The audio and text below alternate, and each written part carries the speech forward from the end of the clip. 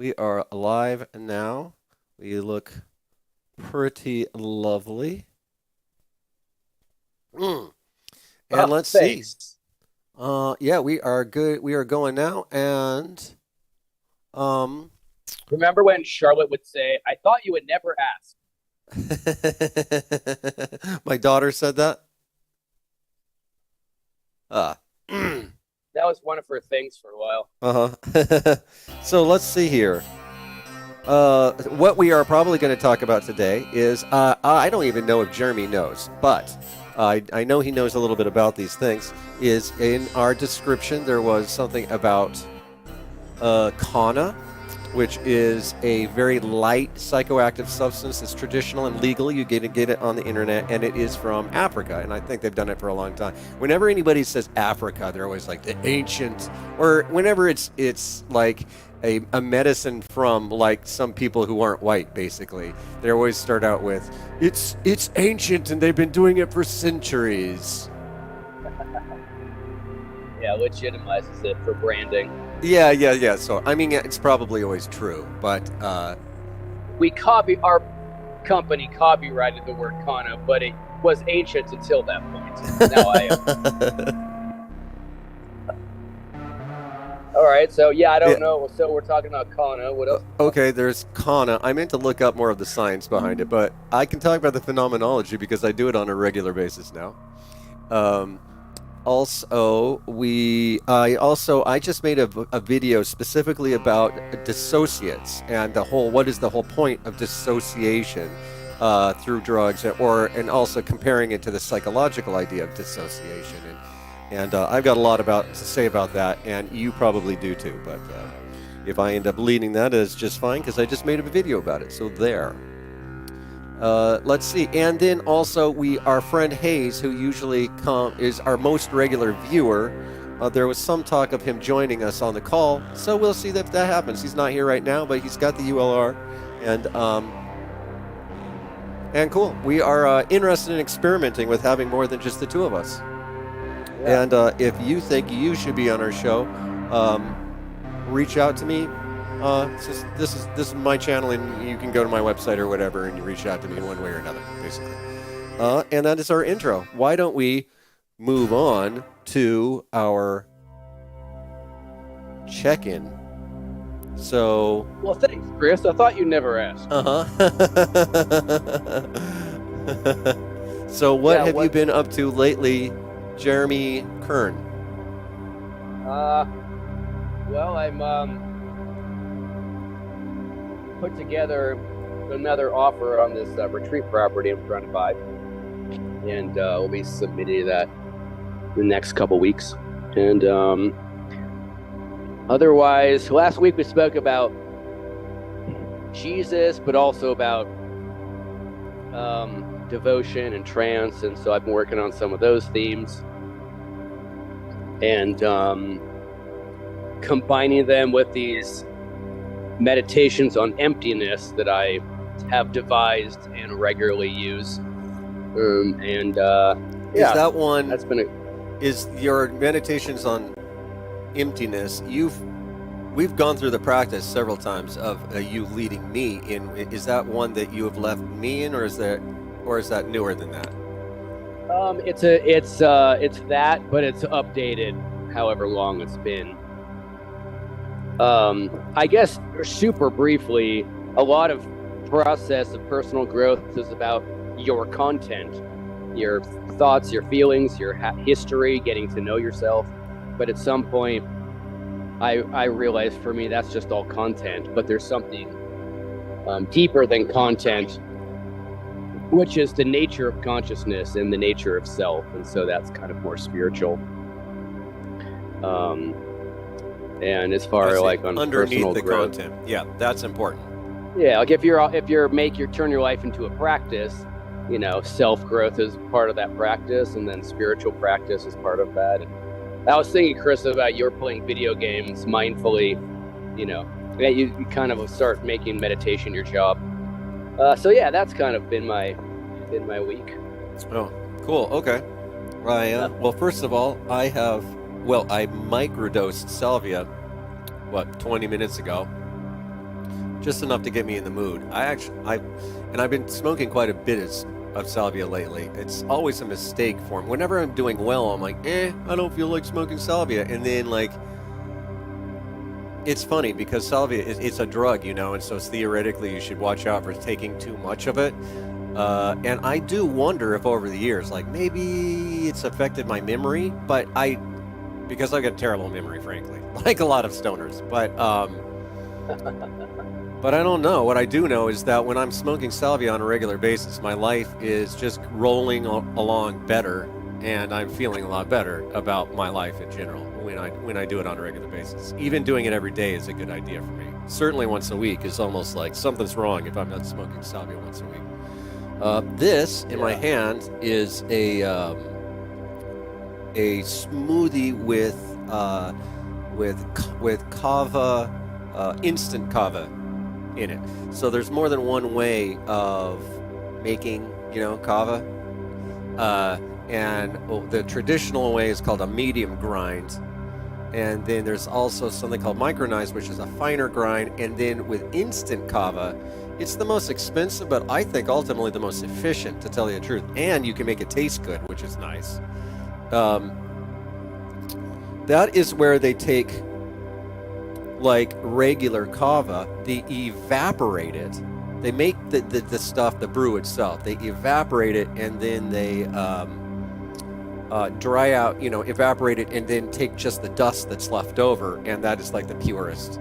And it's easy on your stomach, and it's better tasting. Oh, let's see. I guess maybe I went into too much of that, but I felt like that. And I might do some Kanna today, too. I don't love Kanna, but it's interesting, and we'll talk about that in a few minutes. Let's see. Lastly, let's see. A lot's going on, actually, for me right now. Things are going pretty well. My channel is fucking killing right now. I've been making a lot of videos, and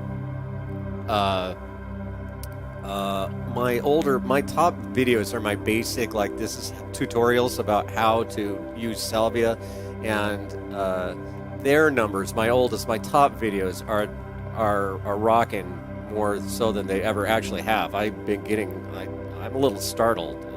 300 or 400 views a day. No, more than that. In total, my channel is getting like 600 views a day the last few days, which is the most it's ever been.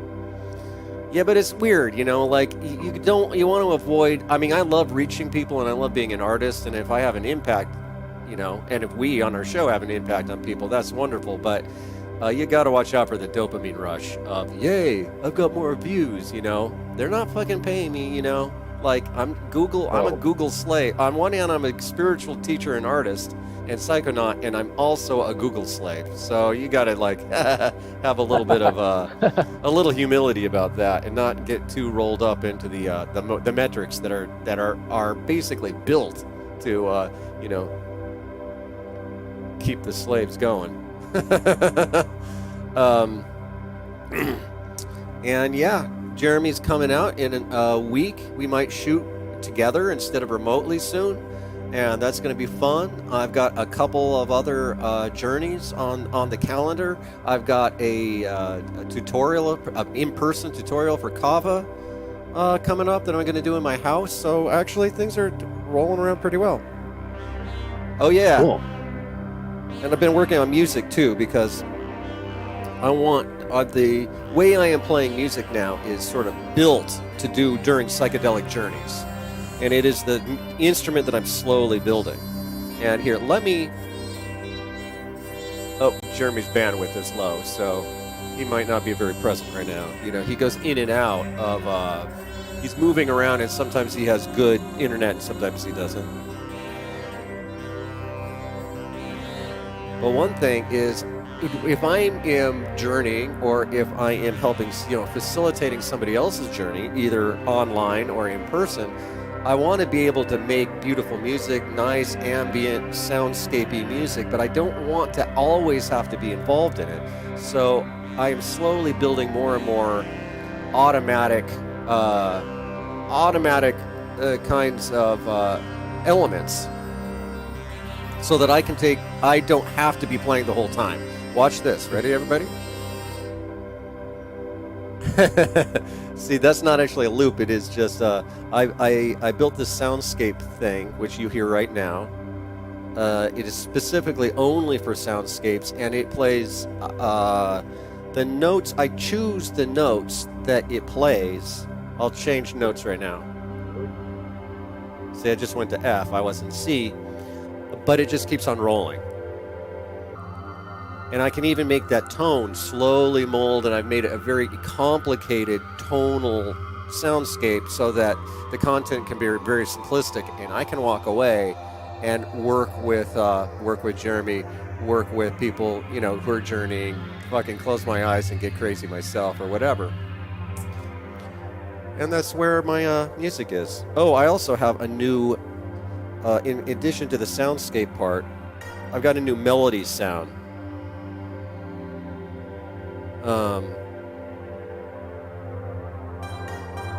There's this one. I really like these ethnic pluck sounds like this. I'll turn this down. This one up. This is my favorite, generally my favorite, or among my favorite ways of playing a melody is with a, for lack of a better word, an ethnic pluck sound. There's that one.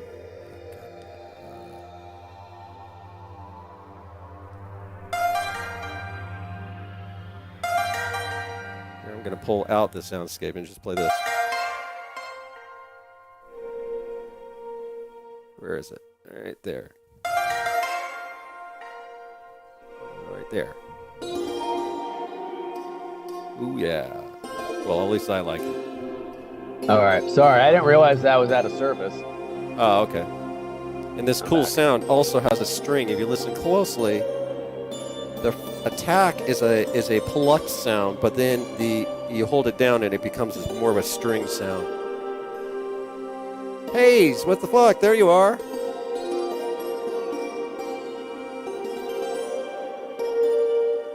Hayes is watching on the conventional way. Maybe he got shy. That's fine.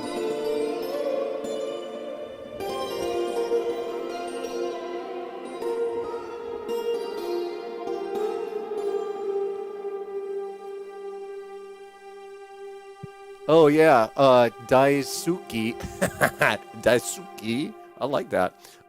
Said that I have to admit that little, you know, I don't have an ego. I do have an ego, and I do pay attention to how my channel is doing.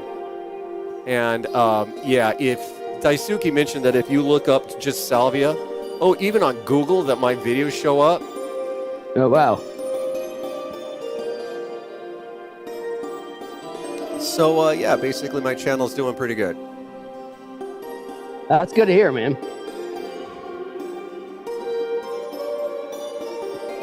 Oh, okay. I'll turn off the music so I don't distract you too much, Jeremy. There you go. Okay. So, yeah. Did we want to talk about maybe... oh, by the way, Hayes says that he's going to come in a few minutes. Hey, if you don't want to, you don't have to, by the way. I was just fucking with you, dude. Hayes.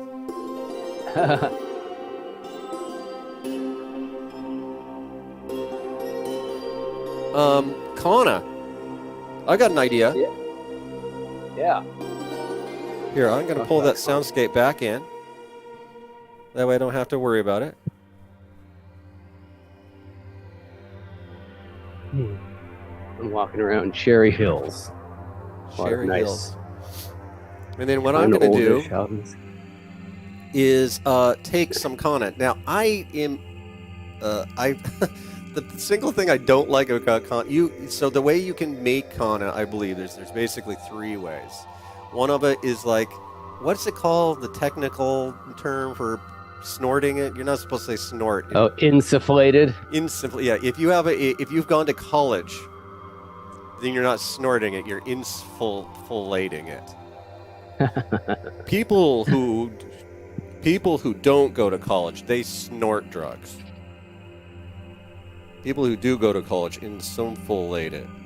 Anyway, that is how I usually do it. And I kind of find it dirty, sort of, because I just associate that way of taking drugs with, like, Coke, which is kind of like, I mean, maybe I'm better than that, or maybe I just think I'm better than that, you know?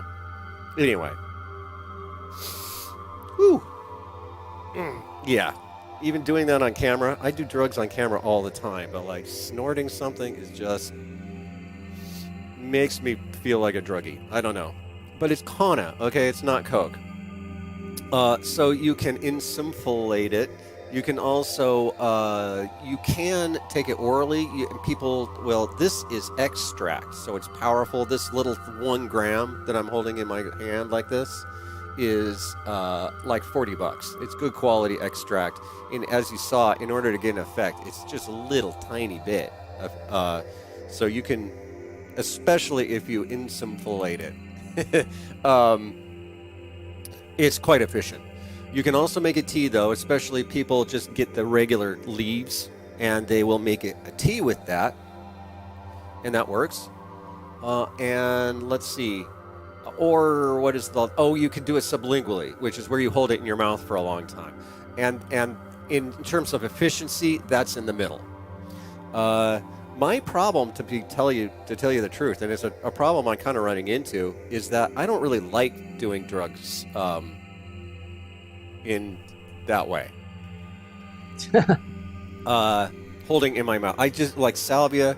How strong was my extract? I actually forget, but I got it. I did not get cheap stuff.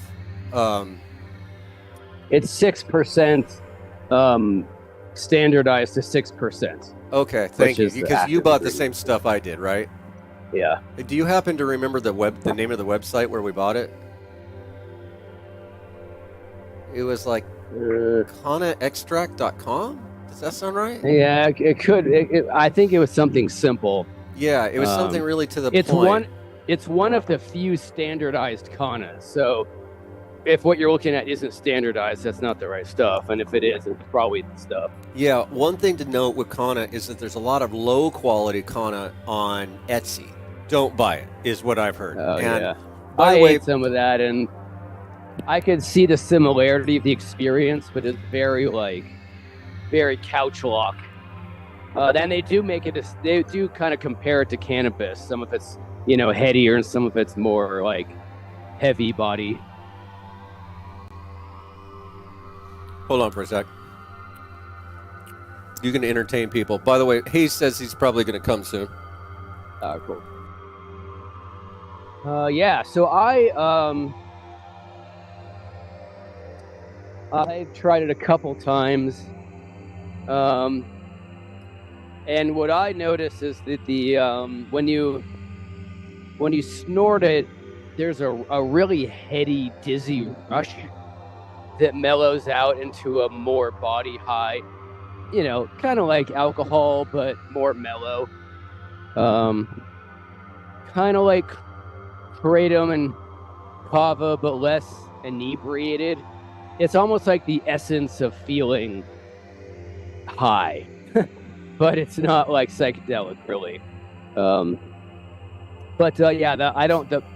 peak is too rushy, so I like to do it in lower doses and then re-up a couple times, so I don't have that big rush at the beginning. But it feels kind of like alcohol instead of a psychedelic, except less aggro, more mellow. Oh yeah, Daisuke. Sorry if I'm not saying it right, but that's how I'd say it. He says Kanna is like part of his repertoire. It's a regular part of his repertoire, and he agrees that extract can be really inconsistent. There's a lot of cheap, crappy shit. I didn't want to deal with. I think Jeremy felt the same, that I didn't want to get it, not feel it, and then wonder if it was because the drug doesn't work or is it because I had low quality. So I spent a little extra in order to get rid of that variable, right? You buy the stuff that you know is the top quality, and if it doesn't do anything, that means it's not your sourcing. Did you have you had a successful oral dose? Do you remember how much it took to really feel it orally? I have done it sublingually, and it was a lot more subtle. It works, but it's more subtle than you just have to use it. 3 times as much or something like that. Yeah. All right. I did look up all these doses and stuff, but what I found, I'm just too lazy, and so I just snort it, and the sublingual I just don't enjoy doing. So I snort it, and then since the little cup, is what does that hold? I forget if it's like 5 or 10 milligrams, but like I know the difference between 1 and 2 and 3. I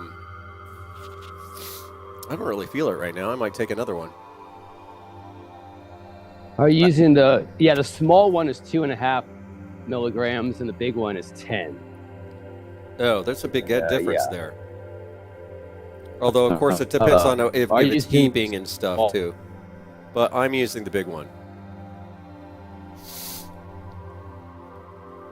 I think it's a good adjunct. If you're on something that's psychedelic, it would give it a little more body load, like a comfortable body load. In the same way, cannabis can like activate a psychedelic trip because it's adding more headiness to it, or both body. So I think it's a cool by itself. I need to do it more, but if I'm hanging out, like pretty chill, I think it's fun. Yeah, we're adding to something. I could see if you did a lot, it would kind of take you down, and that could be ritualistic. Oh, wait. Why don't you unpack that for me? Because I don't quite know what you mean.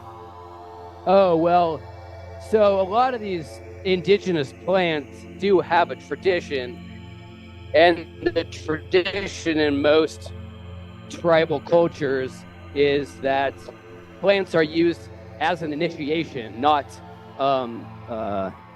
recreationally. So the dosages they take are large enough that it makes the power bigger than you somehow, or maybe it includes a social element. But I could see how Kanna, if you take enough of it, could be part of an intense group experience.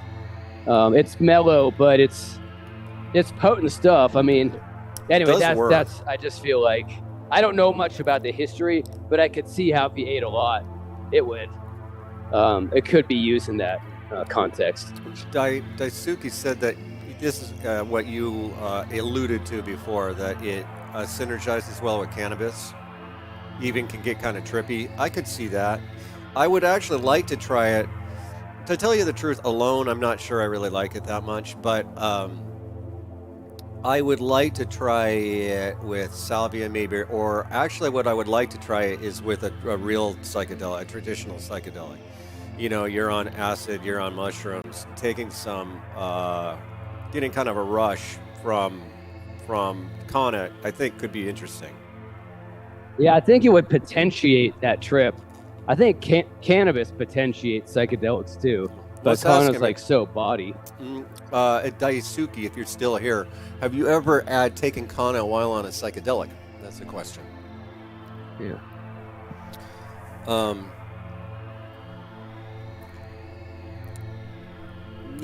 We're having a lot of interesting adventures, trying out these sort of under the radar, even legal drugs.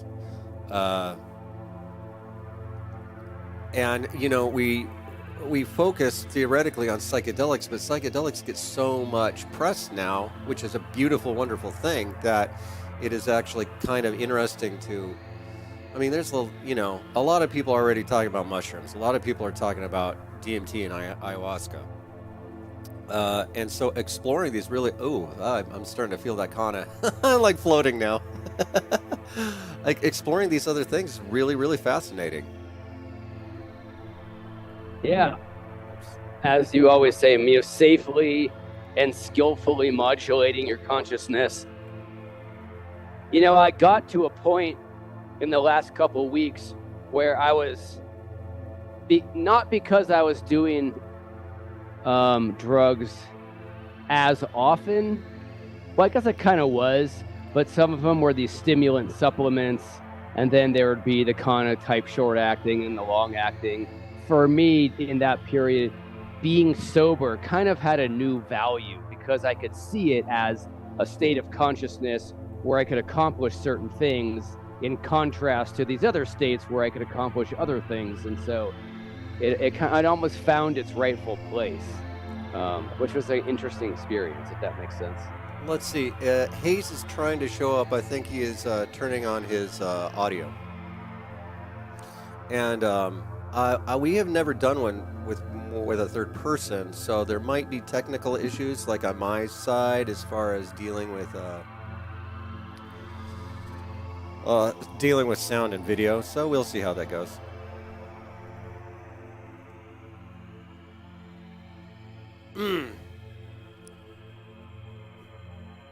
Let's see. I do not see you, or I can tell that you're in. Oh, look at that! There he is.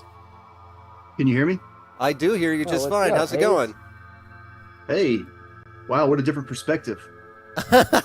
Yeah, you know what's funny is that Jeremy is only on Zoom, right?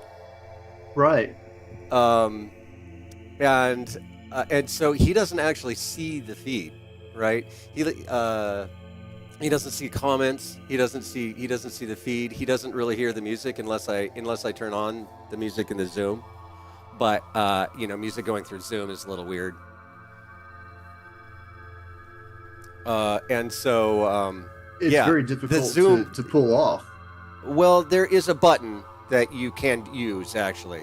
Okay, good to know. Because Zoom naturally has like noise gates and stuff. It does a lot of processing to make it so people can have conversations. But you can turn that off, the processing off, and then it's easier to do music.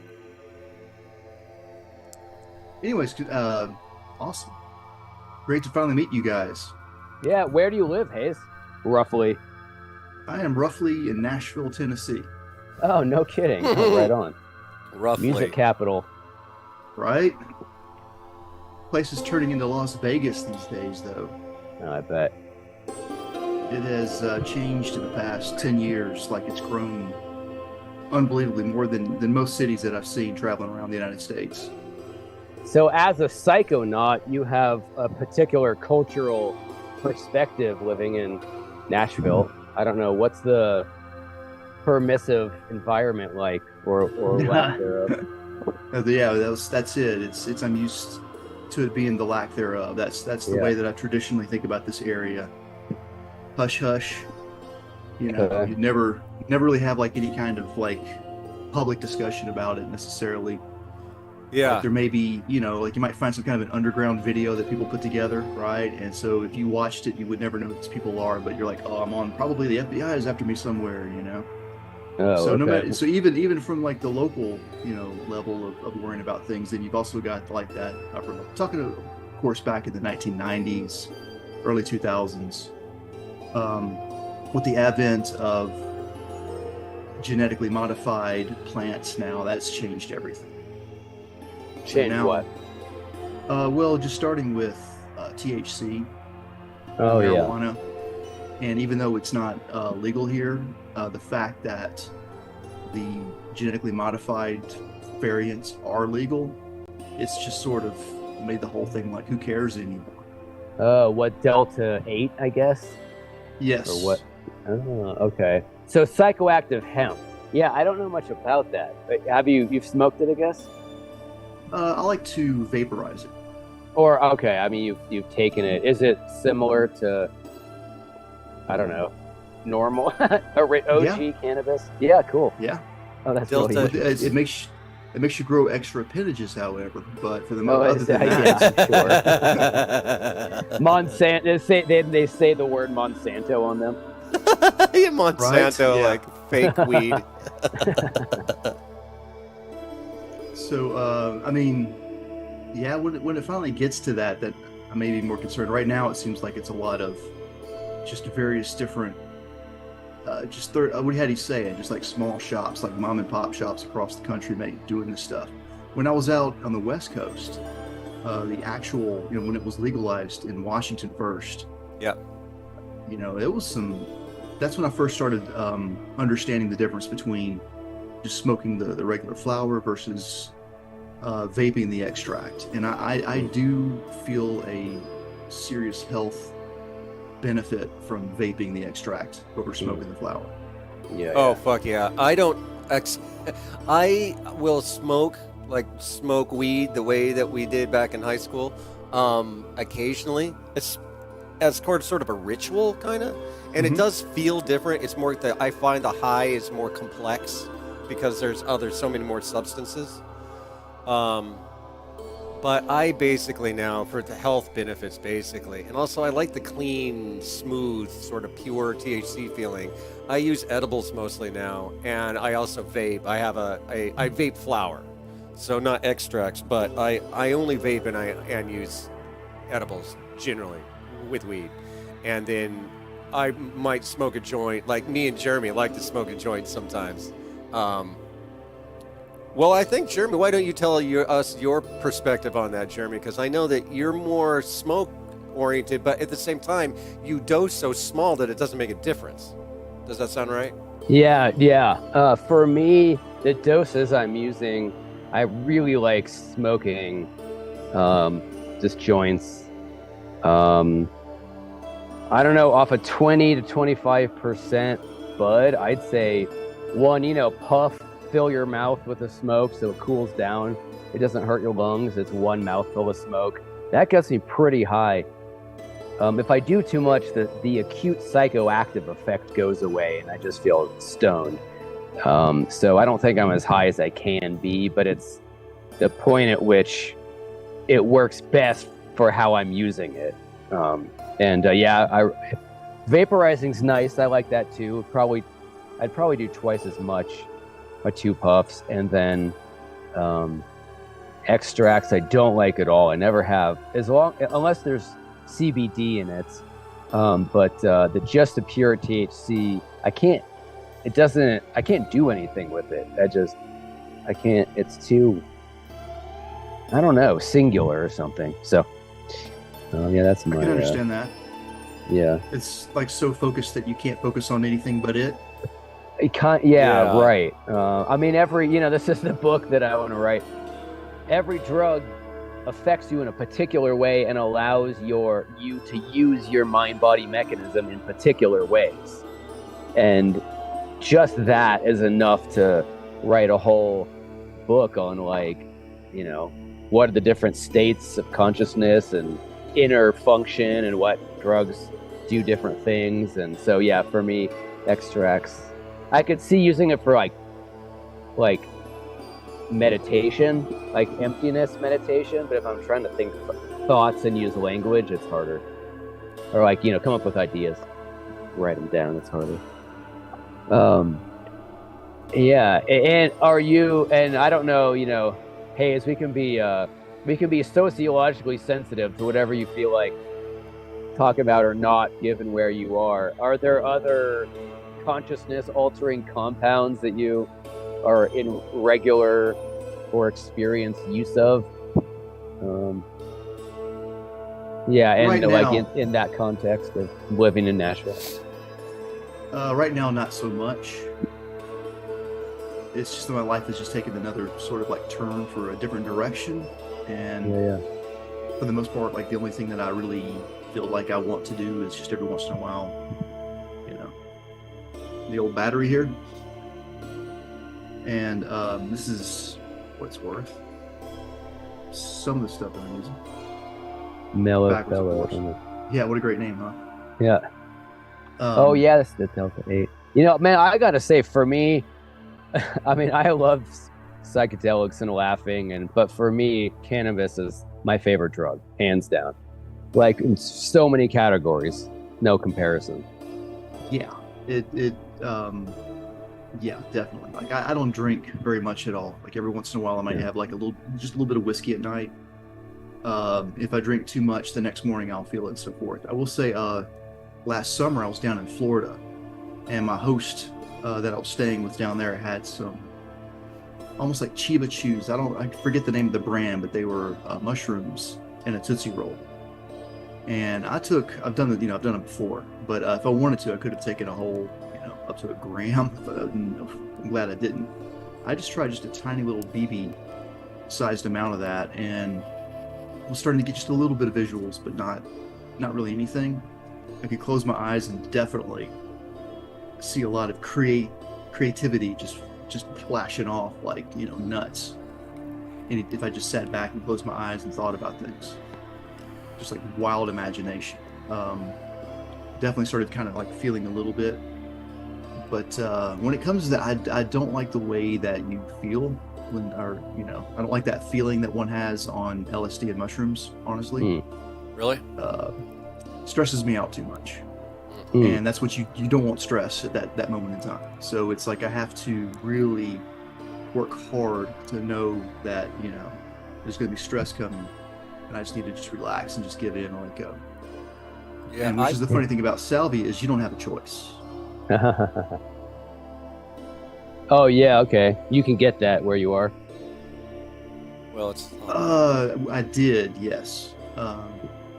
Back in, let me think for a second, 2003. Yeah. was when I was living here, and that was when I first tried salvia. Oh yeah. Yeah, it's real. Yeah, man.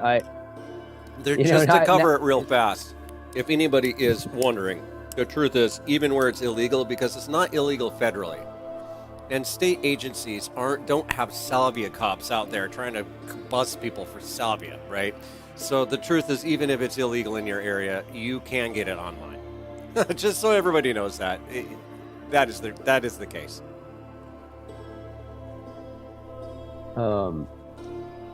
Comparing all these different plants, I really have this category. Kratom, Kanna, kava, and alcohol are like roughly in the same category. Some are better or worse, but to me, yeah, salvia is like pure psychedelia. Less visual, but it has this kind of like specific feeling. So if you're stacking, right now we have these tools, right? There's like, I mean, it's in my words, but like this essence of psychedelia and salvia and Kanna is this body load. This last weekend I did a LSD MDMA combo, and it felt similar. I could tell the difference having done both of them separate. I haven't done,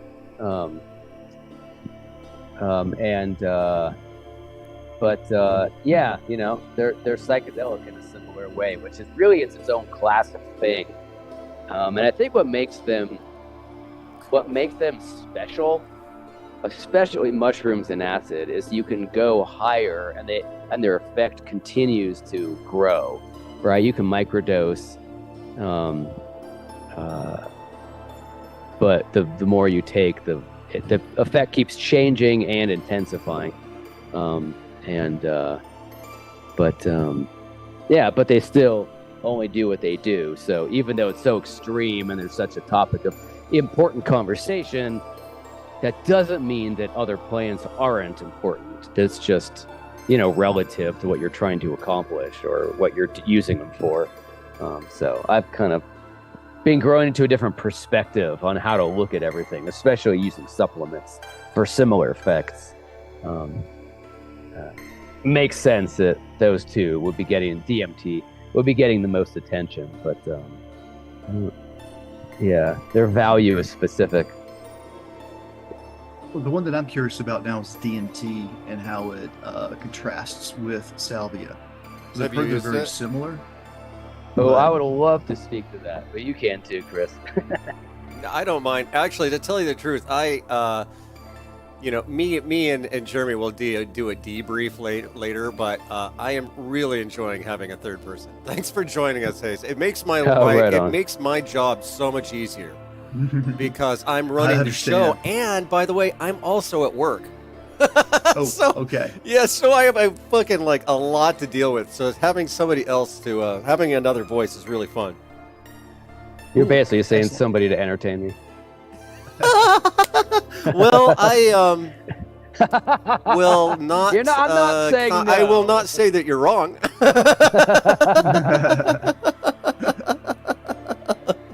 That's a good one. What do you think about salvia and DMT, Chris? Oh, what? I think that, like you were saying, there are different categories. Okay, you already laid out one category, which is interesting. You included alcohol, and you said Kanna, kava. Are there any others that you kratom? Kratom, kava, Kanna, kratom, and alcohol. And alcohol being the strongest. And how about Kona coffee? Just kidding. Oh, yeah. Yeah, well, Coming to there's all coffee. Ks, yeah. Yeah. I mean, caffeine is another thing, but another category is the I think short. if you taken, Yeah. Oh yeah. Where's my coffee? Yeah, that's true. I wouldn't say alcohol is the strongest. Oh, okay, well, let's not get into that. I mean, we could, I guess, but another category is the short, intense psychedelics, salvia and DMT, and actually, 5-MeO is also in there, but I've never used it. The frog DMT. It's called DMT, but I don't know a lot about it. But from what I've heard, it's even though it's another form of DMT, like it's a lot different than the DMT we usually were. It's just, what's that, the regular DMT's HH or whatever. Okay, anyway, they're in the same category because they last about the same amount of time, and they really are very, very powerful. But what they do is a lot different. I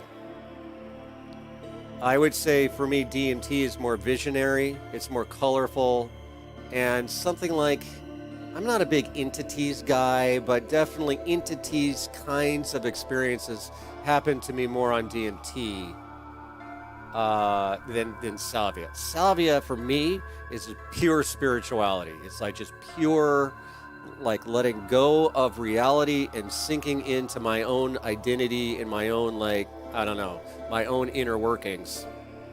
So it's very psychological and very spiritual for me, and not very visual at all. But people who use higher doses than me have powerful spirit or visionary experiences. Fucking turning into grapefruit and going to the moon and all that shit that you hear about. Okay, that's my spiel. Did you want to speak to that, Jeremy? High dose. Yeah, for me, I would say same thing with DMT. I'm not an entities guy, but I've only broken through on DMT a couple times, and my first sense, even when I was coming up, I was like, oh, I get it now. It was like 3D, eyes closed, 3D fractals and dimensions, and super loud and like bright colors, and it felt like this crazy machine circus, and there was like energy strings like pulling, feeling like there was a spaciousness to it with like different spaces and different, like you're a receiver, and each radio frequency is like a certain reality. So yeah, that was quite shocking. I was intimidated, in all honesty. And then, yeah, very visionary. No external, momentary, physical reality. Pure something else. Salvia for me, I would agree and say it's spiritual, but to me, the spirituality isn't anywhere else. The spirituality is a spiritualized version of right here. And very imminent, you mean? Very imminent. Very much. And, my eyes are closed, so it's not like I'm having a relationship to a tree, but I find that it's not visionary at all. Any inner content goes away. And even with eyes closed, I'm acutely aware of where I am and the detail in it, which I found very kind of strange. But I realized that I was experiencing reality for what it is in a way, as opposed to another reality. So that was the biggest difference. I almost find them opposite in that way. Yeah. That was my biggest difference. Daisuke says that DMT is the circus and salvia is the madhouse. Well, there you go. He figured it out. We can stop the conversation. Obviously, he figured it out. I'll go with that. Yeah, it is. Yeah, it makes reality like very bizarre and hard to organize, but that's like the nature of what it is.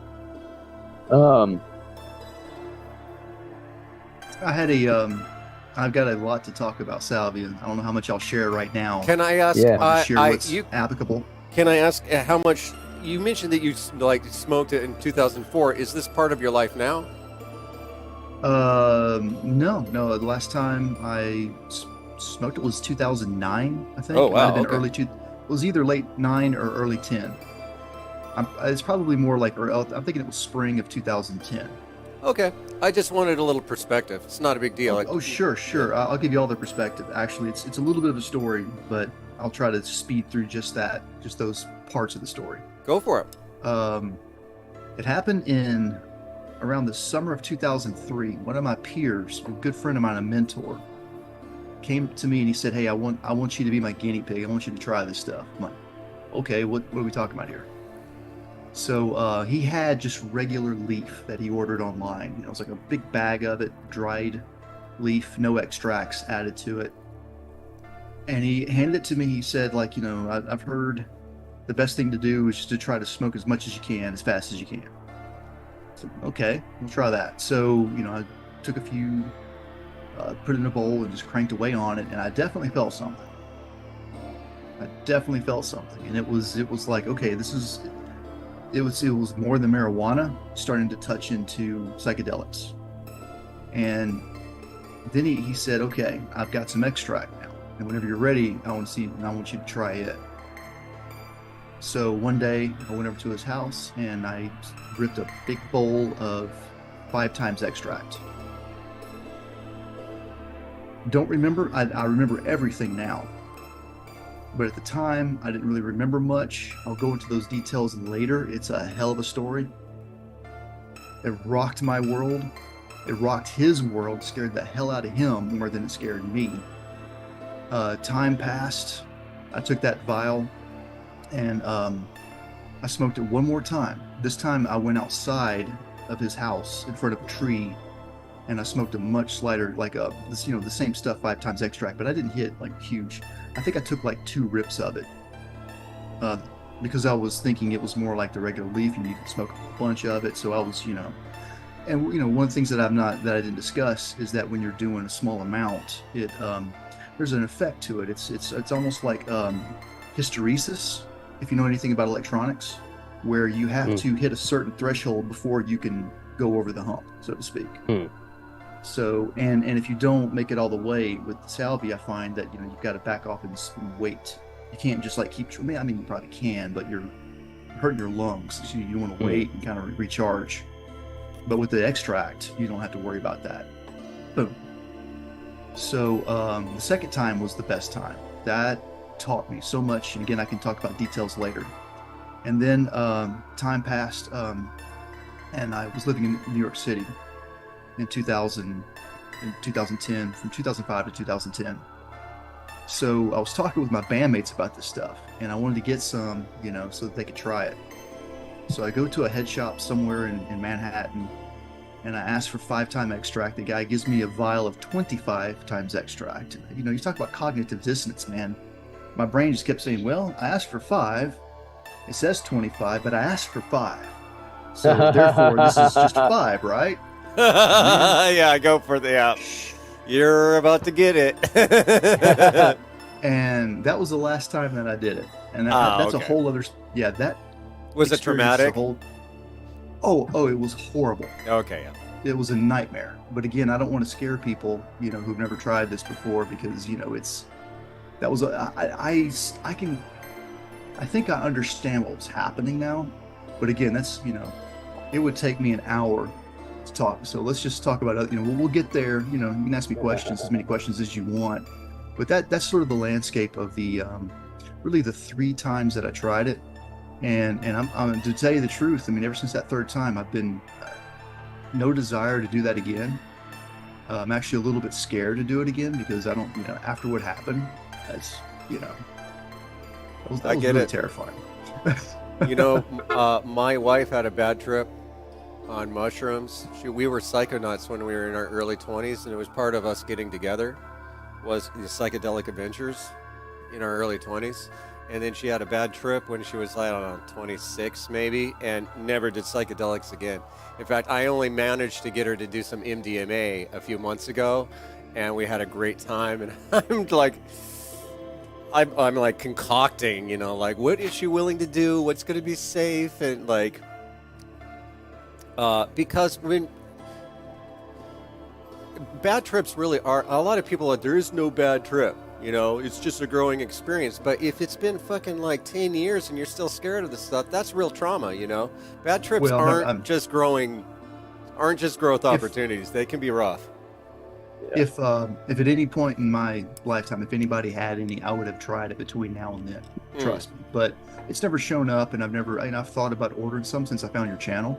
Mm-hmm. But I think at this point, like I want to get to the next stage of my life where I'm feeling like I'm back to growing again, so to speak, and then maybe try to get in there. But at the same time, and we'll talk about this more later too. So like you can ask me as many questions as you want to. Here's the intriguing part. You ready for this?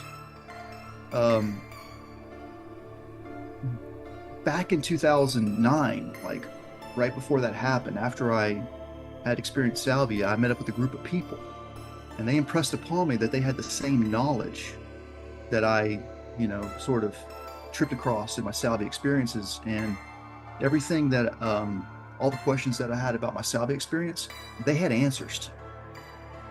And it's one of those things where, I hung out with them for a while. I broke away from the group. They did not try to come after me. They were not a cult or anything like that. They're just like, hey, bye-bye. Don't let the door hit your ass on your way out, Yeah. And it was up to me to approach them again. They were never going to ask me to come back and join the group again. So, the thing is that, what if there was a way to achieve maybe the same states that we did with salvia and DMT without taking salvia and DMT, just by doing so through meditation and proper correction? Yeah, is he still there? Chris has done videos on that. And, you are there. Videos on that. And what do you think about that, Chris? For one who turns video games into a meditation.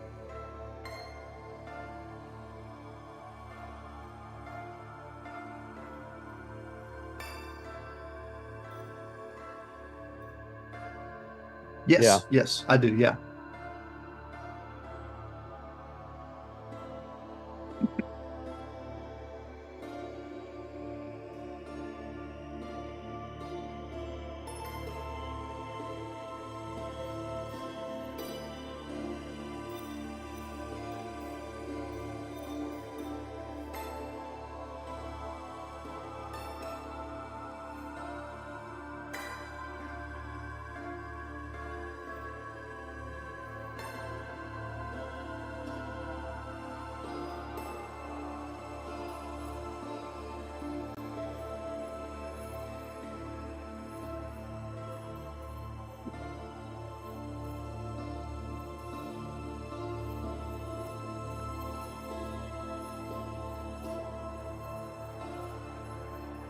Right. I will say, I know a friend of mine who lives in Portland, and we've had many debates. He is a Zen Buddhist, but like when he meditates, and what his group meditates for, and I keep telling them, hey, well, that's great, but you should try other things, right? You shouldn't just try the same old, but all that they're ever striving for is nothingness. There's nothing, there is nothing, there is nothing. So I'm really bringing that up because there's more than one school of philosophy when it comes to connection out there when you're meditating. What are you trying to connect to, right? It's all altered states, right? There's emptiness, there's fullness, there's polytheistic connection, there's astral travel. I mean, states of consciousness wise, if there's not a hierarchy, then flow states. But Chris, you were saying that it should be obvious that meditation is a spiritual technology, but can psychedelics live up to that? Yeah.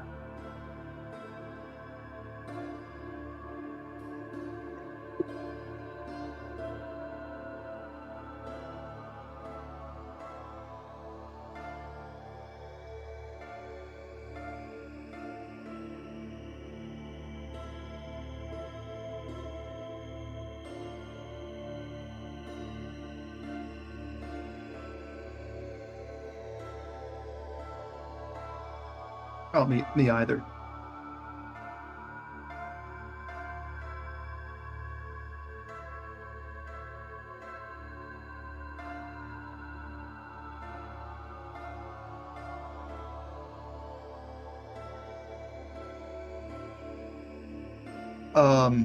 Yes, we have someone in chat though. Daisuke saying he can't hear you. So you know what it is?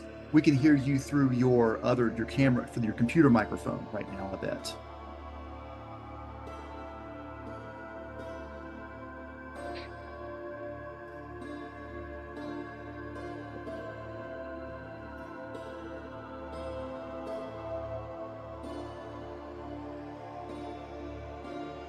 I should be back.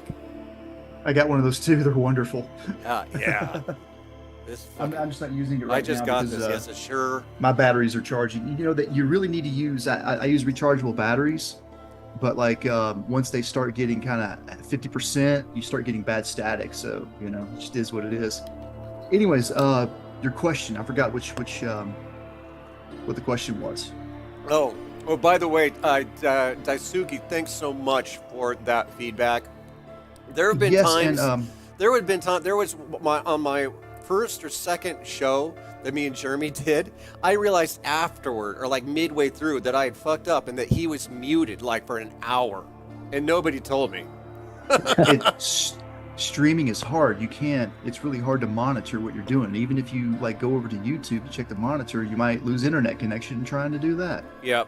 Why don't you do us a favor, Chris? Why don't you explain to Daisuke what you're saying, though? Because what you said was actually, I thought, very profound, and it won't be in the video, right? Right now, that was that it's up to psychedelics to live up to meditation, not the other way around. Oh, okay. Yeah. Yeah, that when you're a psychonaut, and you're in the psychonaut community, we all agree that psychedelics are powerful tools. And then not everybody in this community is a meditator, or even if they are, they might not be very serious about it. And so they get it in their idea. And we are so pro-drugs, basically, that people think, these are the medicines that help you have spiritual experiences and live your spiritual life, which is true. But in the big picture, there are a lot of, most spirituality doesn't involve drugs. And yoga is way bigger than what we do. Zen Buddhism or other forms of meditation. A lot of people are doing these things, and particularly the masters in those worlds. I mean, it's hard to say what their experiences are, but I think that there are people having really, especially if you go to, the stereotype is like India, you go to India, go up in the Himalayas or something, but even Christian monasteries, people who are devoting their lives to meditation and spirituality, don't worry. They're having powerful experiences. Don't worry. Go ahead.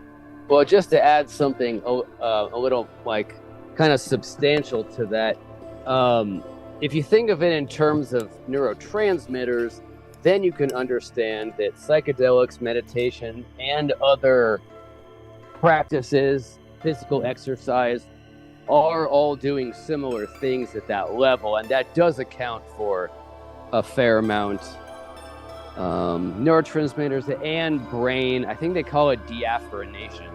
So using certain types of thinking and focus, you can cause parts of your brain to become over or understimulated.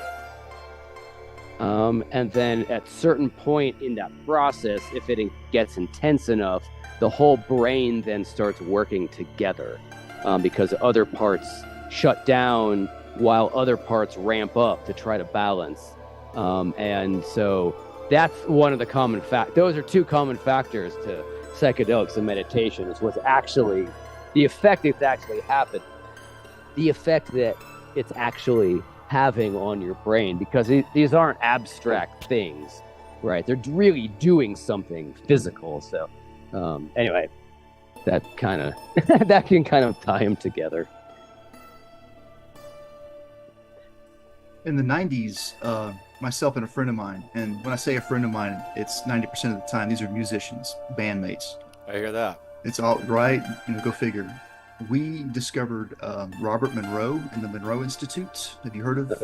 Yeah, I have. And we decided to buy that first package, the Gateway Voyage Set 1. My friend got a lot further than I did. But if anybody, I think it's $100 for the first, each one of the packages. And I'm here to like that stuff works. Is It's a tried and true method for meditation. You've got to practice though, of course. Like and with practice, you're going to suck at first. It's like yeah. it's a great thing about hanging. I think it's the thing about musicians is musicians understand fundamentally that in order to do something, you're going to have to do it wrong several times, and you just Yeah. keep at it because you have a deep passion because you want to do it. Um, I I don't know why I don't stick with those meditative practices all the time. I guess it's just life. Actually, I do know why. I do know why. It's part of the design. Actually, it's no matter how good you are, there's going to be a force that just says to you, "Hey, man, just take it easy. You've done so much great work. Sit back. You deserve it, man. Just relax. Don't worry about working so hard right now." And you know what I'm talking about? Yeah. There's also that's absolutely legitimate. There's also I think about this with salvia actually. Like why is it hard for me to keep a more disciplined practice? And it's because I'm not getting a dopamine rush from it. The things that I like there are certain things that I have to watch out for not doing it enough, and there are certain things that I have to watch out for doing too much. I can smoke too much weed, I can drink too much, I can look at porn too much. There's things I can do too much of. There's other things like practicing karate or meditating or smoking salvia that sometimes I'm not doing it enough of, right? And that's because it's not giving me the dopamine rush. It's different neurotransmitters. That's what I think. That's not to See, say if you- to take away from what you're saying, because they can Yeah. be simultaneous truths. If you took a dopamine supplement, everything would be exciting, and you wouldn't have to Yeah, go after certain things. maybe I should do that. Although I don't have a bad. I talk about my addiction problems because they're interesting, not because I'm a big addict. Probably No, if I those was are a great horrible points. addict, I wouldn't want to talk about it. Exactly. Those are great points because I never really put that together. That it really is kind of it's the dopamine fix or the lack thereof. And definitely, I found myself getting far too complacent. Once I work really hard and get into a good spot, and it's really easy to get really complacent. And salvia does a great job of kicking your butt in the right way with the right dosage. And I think, like for me, with the exception of like that third massive experience, with the exception of that, the other ones, Yep. the main takeaway I think is the same thing I hear that people take away with DMT, is that you just sort of get this message from the universe that just don't take everything so seriously. Try to enjoy life. Try to have as much fun as you can, of course. But there's this thing that happens. I think, okay, let me do this if you don't mind. I would like to propose my theory of the salvia journey Go for it. to both of y'all and let you Right. dissect it. Okay.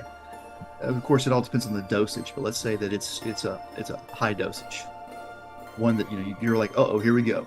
So for me, the first thing that I notice is that my vision slowly starts to distort, and like tectonic plates of the Earth itself, like if you're looking at a cross section of the Earth, all of the horizontal lines in my field of view start to move against each other, Oh, swirling in Yeah, circles, I get that too. until I feel that I am joining in with them, and suddenly I feel that I'm being pulled in those directions too. And then a wild thing happens. I call it the potato spiraler, where it literally like potato spirals your body, but not in a gory way, in a way where when you start to open up, you see a landscape. And it's literally, if you look carefully, it's your history. It's your own landscape of your own life. And if you look very carefully, you'll see all of the commercials, for me, they were represented as billboards, but I could see that all of, we wonder about these symbols that corporations use, and it's like, all I can say is that they're burned into us, because we are taking them in this time period. Like our experience has those burned into it, kind of like branded permanently. But it's the funny thing is that they're not very pervasive. So what I take away from that is that, like, yeah, somebody's trying to do something, but they're not really succeeding. And at that point, though, now once you are now just like a landscape, just you don't have you don't have an ego anymore. And this is where it's very fascinating. You really start to understand what ego is, and it's not just a perception of your identity. It is your identity itself, and you start to spin and vibrate at a much slower speed until you almost just stop vibrating altogether. And at this point, yeah, for the longest time, I thought we're connected to the universe, connected to God. But I think all that we're connected to at that point is just each other. We're now realized, because it's my belief that we are the Earth. The Earth is one organism, and we are just the cells of that organism. And the Earth, doesn't know that we're individuals, and we think that we're individuals when we're not. We're just, connected in that way. But that's a whole nother thing. And I think what happens when you hit the peak of salvia is that it's like you experience true connection. Maybe connection with God even. But I'm starting to think, no, maybe not. Maybe it's just connection on the highest level that we can kind of get to as a creature. And I didn't explain that part well, but yeah, you get it. Okay. Heaven on earth. Like imminent God as opposed to absolutely, yes, out there God, yeah. And then the descent. Now the final section is where you start to, fall. And this literally could be like, the fallen angel type kind of thing too, or like a meteor falling, like a falling star to the earth. And you pick up speed. You start to vibrate faster and faster and faster. And if you notice very carefully, like you pick up your unique vibration again, which is your ego, which, tells us that I'm solid matter, that wall is solid matter, I'm separate from that wall, I'm separate from all the people around me again. Of course, at that point, you're very happy and glad to be you again, and you're so thankful that, you start to, you realize that, this whole life is just nothing but a gift. And there's nothing to, like all you want to do is just be thankful and happy and give to other people and altruistic. And of course, that lasts about 3 days, and then you go back to being an awful human being again. Yeah, the come down does happen, doesn't it? Although, that's why they talk about integration. Yeah, I like that, man. I identify with a lot of that. Cool, thank you. I worked long and hard on that one. Really thinking about, what happened. The experience I've had is different, basically only in that instead of billboards and commercials, there is a narrative about a childhood experience I had, or some kind of really young pre-verbal experience I had that was kind of like formative somehow, and I'm in that. But I'm like very, very small. That's where I usually start. Yeah, I haven't made great progress to like feel like I'm identified with something, but I've learned kind of how to stabilize that so I can grow beyond it. But anyway, yeah. I guess maybe I've been too fixated on that to have that. The spiritual experience you described, I've had a lot. But on salvia, yeah, it tends to be this one thing. Anyway, yeah. I think another reason why I've not been so quick to want to do salvia again is at this point, I really do feel like you should have a spotter with you when you do it. If you're going 5 times and over, I just think you should. I think it's a good idea. When I did 25 times, I was by myself in an apartment in Brooklyn, New York City, which is like just the least spiritual environment you could think of. And, I was just, what am I trying to say? I just wanted to test it out so I knew what I was going to have my friends try. And the irony of the whole situation is that they never even tried it. I think that at that point they were too scared to, or like I told them like, let's not bother with it or whatever I said. I just kind of moved on. I wish that I hadn't though. I wish that I had just said, hey, okay, let's just try just a tiny little sprinkle, because even though it's 25 times, you just put a tiny little bit in the screen and hit that, and it's going to be, you know, roughly the same as smoking a larger size bowl of the 5 times, right? Yeah, dosage is everything. That is Exactly. the thing. It's obvious, but it has to be said anyway, is that you can always downgrade your dosage. So I actually like about 10 to 20x. Because I found if it's weaker than 10 to 20, then I'm just taking in unnecessarily taking in more smoke than I have to. But stronger than 20x, it gets really hard to dose for where I want to go, because one flake makes a difference. Mm.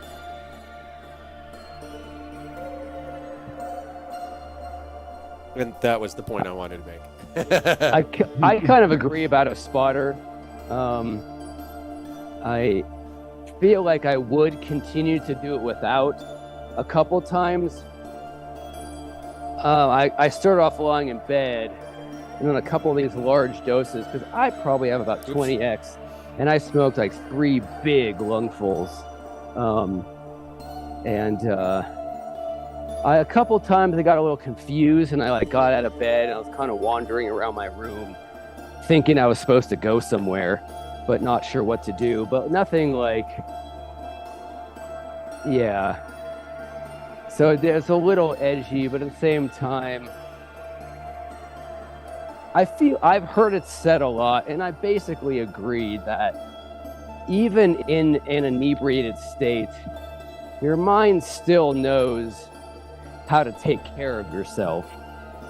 And you know, if we took a hard look at stories of the people jumping out of windows, what was going on for them phenomenologically, I'm not totally for that. It's always like you take a drug, you're totally out of control, you think you can fly, and you jump out a window. That doesn't seem right, having had the experience.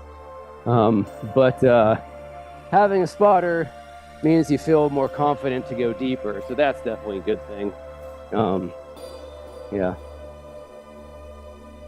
I don't know if I've well, yeah, ever thanks had for a that theory. formal like spotter, but my relationship obviously with salvia is a little bit different. In particular, you just have to keep in mind that I'm not using high doses. The experience that you had, Hayes, might have been higher than I've ever been, and this isn't common. This is not uncommon. I can tell from descriptions, trip reports, and stuff that people are just getting higher than me. Although my deepest experiences actually aren't only on salvia. They're when I smoke salvia on top of another substance. So my favorite now is salvia on top of ketamine, but I'll also do it on Molly. That's I great. knew it. And mushrooms, acid. I just always smoke salvia and DMT, or DMT, I should say, when I'm doing another substance. That's just how I do. It's how I roll. That's how I roll, baby. And that's very interesting. And it is fucking a rocket ship. So, I mean, I guess for the sake, especially considering who I am, I should probably man up and do larger salvia doses, just because kind of the world needs me to. No, don't. I don't recommend it. I do. I think you should, and it's awesome. And I've done it. You have to know what to expect. I really think that why dosing is so critical with salvia is because it dissociates you in a very particular way. Absolutely. You really have to know the territory to know what to expect, because your brain instinctively is going to say, this is bad, this is wrong, fight it. And it needs to be primed to like go in there, or have a strong anchor to like a breath practice or something else you can hang on to. But yeah, I think I mean, at the end of the day, all we're saying is, you know, there's a particular experience, salvia.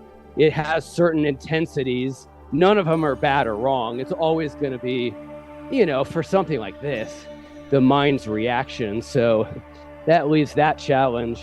But I wouldn't say I've made any great strides in my experience, and I've done pretty high doses.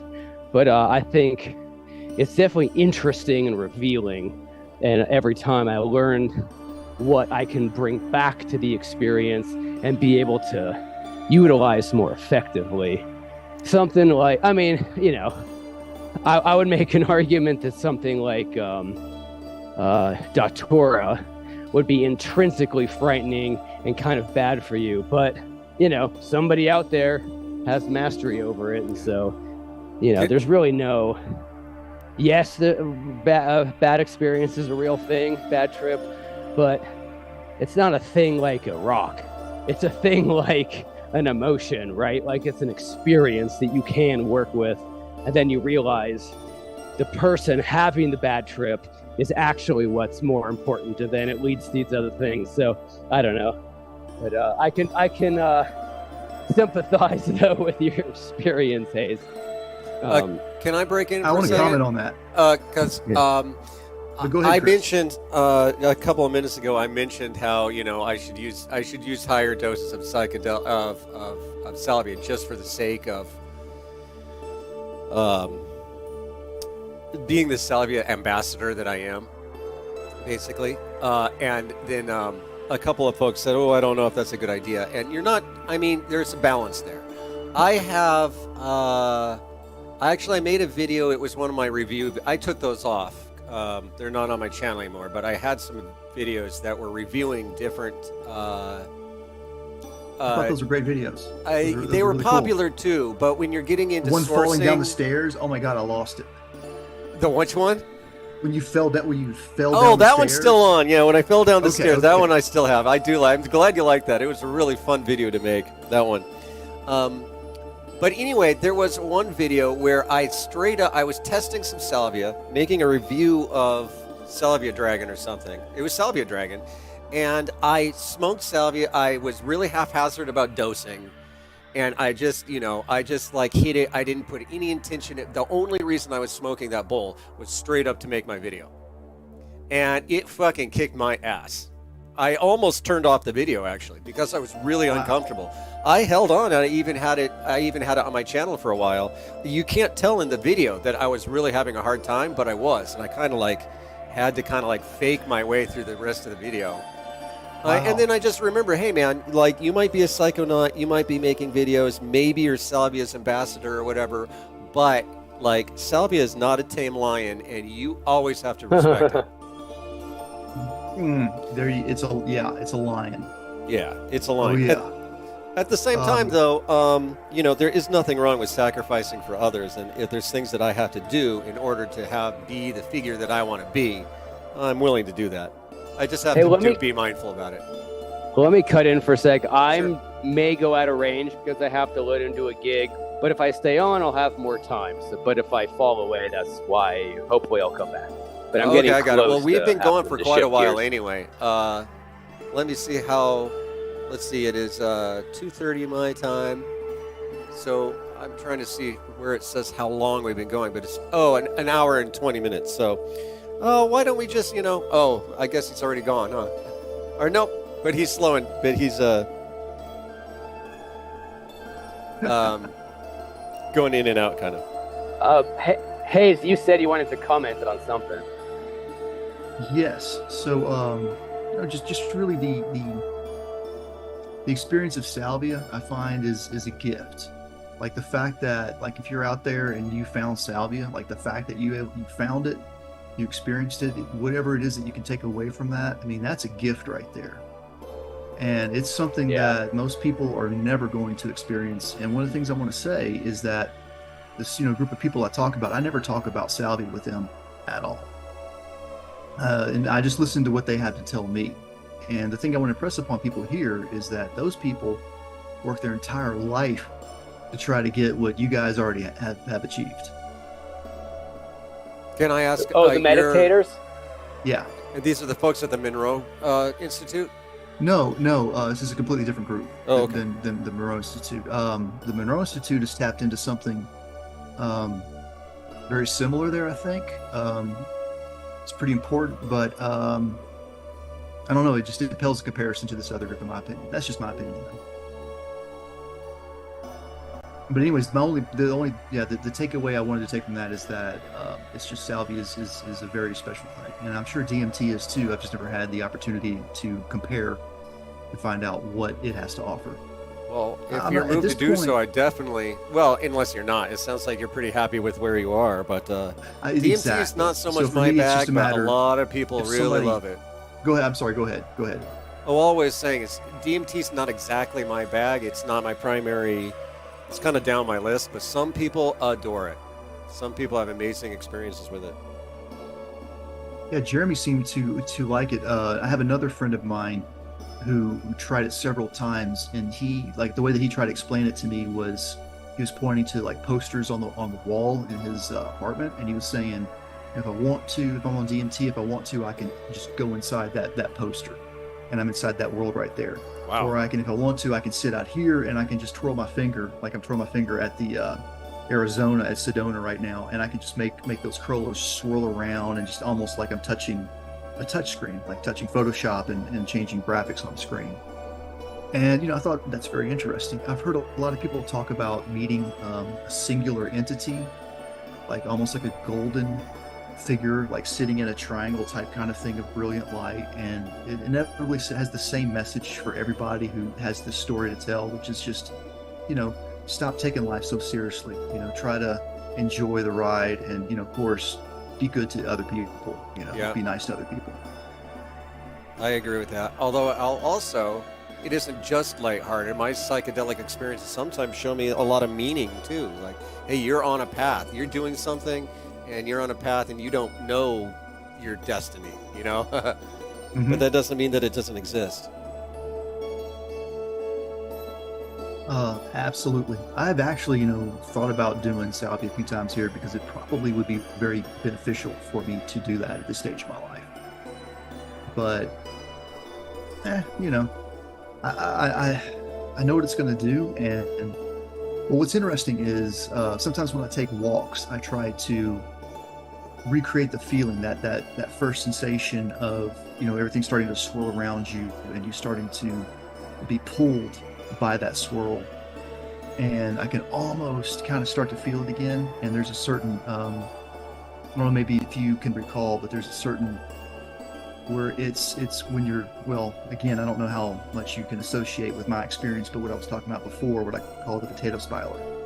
As you're being pulled apart, well, that was more of the story. You're also being pushed together, and that's the more that I experienced, like the more that I tried salvia and was able to sort of consciously try to understand what was happening. It was what I discovered was all of the things that I criticized in life and disagreed with in life, all the things that were not me, definitely not me, I didn't want to be associated with. All that stuff was being shoved right back into me. Oh, really? Yeah. The things you dissociate with. Oh yeah, we never talked about dissociation today. That's okay. That was a good video you did. You saw that one? And it's what I find about salvia is what's interesting is is the whole concept of ego, and of course association and dissociation is ego is integrated into that very, very much, because that's what you're associating with, or disassociating your own ego. And it's interesting, I think about like other animals, like birds, like when you see a swarm of birds and they just are able to take off with one entity, it's they're definitely tracking off of one of the birds is controlling all of that, but they're not how it in is, a meditative state. It's amazing. They're right, and we definitely know that like a lot of insects have a hive mind mentality about them, and so humans, we just forgot how to do that is all. I reckon the Assyrians probably know how to do that. Maybe I'm starting to think the Babylonians were like just the cavemen that found the remnants of the Assyrian civilization, and they're the ones who started over, and they didn't know what to do with what the Assyrians had left behind. Or perhaps the Assyrians blew themselves into obscurity in some kind of a post-a nuclear war or some kind of like. We think that there was some crazy massive you've been out west. You've driven out in Utah and Nevada, correct? Sure. I mean, when you look around, I mean, it's pretty clear. There's those rocks were thrown there. You know what I mean? You look out and there's just like debris where something blew up. And I mean, I think it was in Utah. I saw a whole huge tectonic plate of the earth just ripped out of it, like just jutting out for miles and miles and miles. It's like, what was that? I mean, it was like looking at the Death Star. Yeah, I mean, looking at like the like your poster behind you, that stuff. Oh no, this was what I saw was probably 20-30 times the size of that. Oh sure. Oh yeah, just like, you know, and you could just see how every bit of it was just ripped out of the earth. So you can see a lot of that out west. It's the landscape out west is violent, is the best way for me to describe it. But it's beautiful. I mean that like it's the aftermath of some cataclysmic, you know, really wild stuff. When you drive through what is it, Arizona into California, and you feel like you're driving on the bottom of the ocean. You know what I'm talking about? Sure, yeah. I haven't done that, but I've been through like Utah a lot, and I mean I lived in Colorado, but Colorado's a little different. Colorado's beautiful, but it doesn't have it's gorgeous. like it doesn't have like the amazing rock formations of like Utah. Yeah, a little bit, but not as much. Alien, like Utah is like Mars. Yeah, totally. Right. I had a friend of mine. He swears up and down that he was abducted by an alien out there. You know? Did you know that in southern Colorado there is a UFO like viewing area? I can believe it. It's in the San Luis Valley, where there's all the there's tons of like ashrams and monasteries and like New Age retreats and stuff. It's this big spiritual kind of like mecca, I guess, for lack of a better word. And in the same area there is a UFO viewing area. That's pretty cool. I've never seen I mean, I've seen unidentified flying objects before, but no, I've never seen any kind of alien spacecraft. Yeah, me neither. Although I have met reasonable people who have. So there's something there. I should probably go. At the end of these, I always have to go back and go do all of the work that I haven't been doing. So, and I have to do that before my day ends. But fucking, this has been a lot of fun. Of course, since we've never met in person, I didn't know what to expect. And I was telling Jeremy, don't worry about it. Like, he's a musician. He's into psychedelics. We'll figure out what to do. Talking to you, it's been super fun, and we'll see where things go from here. Likewise. Thanks for having me aboard. Yeah, you bet. And best of luck with the rest of the day. Have a great weekend. Bye, everybody. Yeah. Oh, and I was also, before you go, I was going to say, you're kind of flirting with with salvia. If you want to reach out to me, if you want to do like an online, like a Zoom thing or something, if you want to work with me, let's just talk about it. That'd be great. I really appreciate that offer. All right. Thank you very kindly. You bet. See you around, everybody. This is a great show. Thank you kindly. Y'all have a great one. Bye-bye.